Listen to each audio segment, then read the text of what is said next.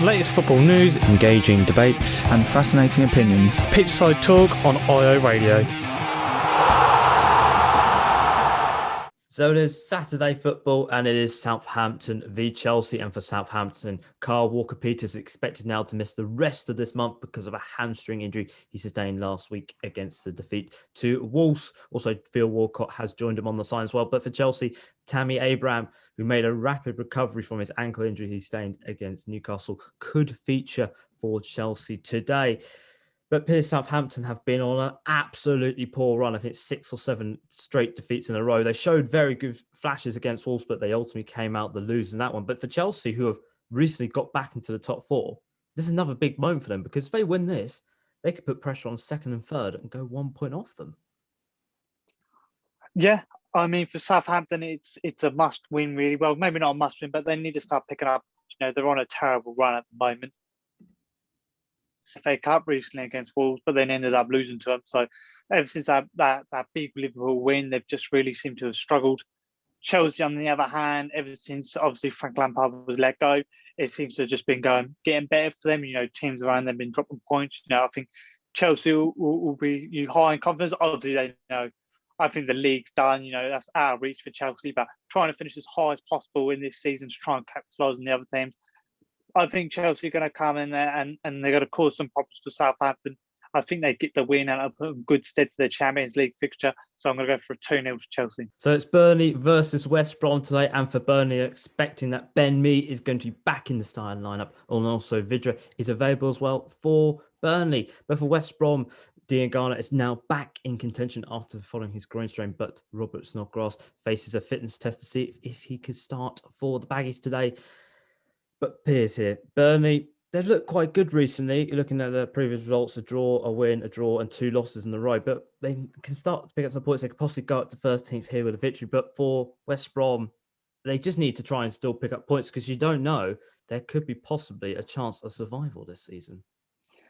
Yeah, for West Brom, this is one of those key games that they need to win. You know, they're not playing a top 6 side, but they're playing a side that's going to cause a lot of problems for them. But, you know, this is a game West Brom need to grab a win here, really, if they want a chance of getting out of that bottom 3. Burnley, on the other hand, looking quite decent, I think. Got the win against Palace, comfortable win, and obviously a draw against Fulham, a Fulham side that have been able to grab points off everybody. But on the other hand, West Brom were able to get a draw themselves last time out against, obviously, Manchester United. So it'll be an interesting game, but I think Burnley they'll have too many answers for West Brom. They won't be going into the game like Man United. I think they've already won it. I think Burnley realise that they need the points to make sure they climb up the table. So I think Burnley will get the win, and I'm just going to go for a 1-0. So today it is the Merseyside derby, Liverpool versus Everton. And for Liverpool, Fabinho and James Milner are both doubts for this game, but they will face fitness tests to see if they could possibly start in this important game for Liverpool. But for Carlo Ancelotti's side, Dominic Calvert-Lewin is fit and he is ready to start after missing the last 2 matches due to hamstring strain. Also, Allen is available for the first time since mid-December because of a hamstring injury. But Piers, there's quite a lot on the line here. The Merseyside derby for Liverpool, 3 losses in a row in the Premier League, but they did get that win in the Champions League for Everton. They need to bounce back. They've had 2 losses in a row here, but this game here has got a lot on the line.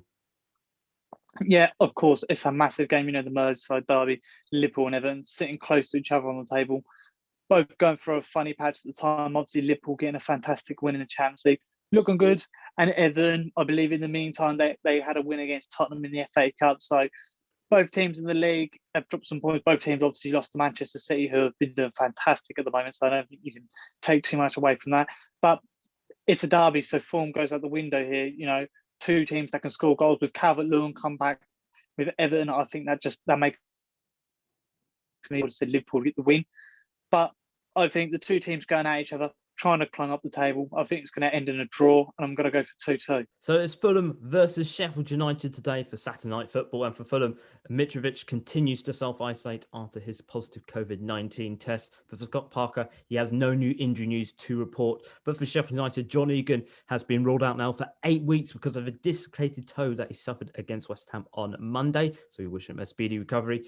And that is all else for Chris Wilder's side. No new injuries for once for Chris Wilder's side. But Piers here, a basement battle really here. 6-pointer for Fulham. If they win this, they'll go 3 points behind Newcastle and continue their possible great escape. But for Sheffield United, there's a good chance here that they could go up to 19th for the first time ever.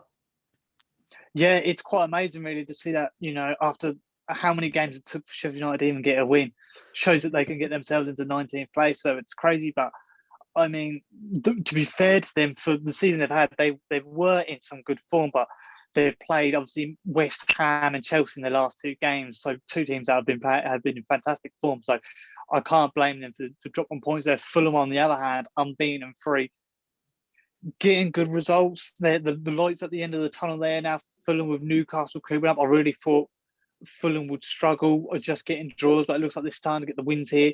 And I think Fulham have really turned their season around the most out of the bottom three. So I think they're going to cause Sheffield United too many problems. I think they're going to get the win. And I'm going to go for a 3-1 to Fulham.